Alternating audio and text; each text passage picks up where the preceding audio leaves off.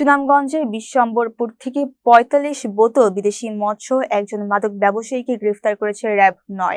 গত ১৪ ডিসেম্বর ২০২৫ তারিখ রাত আনুমানিক ১০:৩০টার দিকে র্যাব-৯ সিপিসি-৩ সুনামগঞ্জের একটি আভিযানিক দল এই অভিযান পরিচালনা করে। র্যাব সূত্রে জানা যায়, টহল ডিউটি চলাকালে বিশ্বম্বরপুর থানায় চীনাকান্দি বাজার এলাকায় অবস্থানকালে গোপন সংবাদের ভিত্তিতে জানতে পারে ধনপুর ইউনিয়নের দুধপুর এলাকায় কতিপয় ব্যক্তি মাদকদ্রব্য ক্রয় বিক্রয়ের উদ্দেশ্যে অবস্থান করেছে।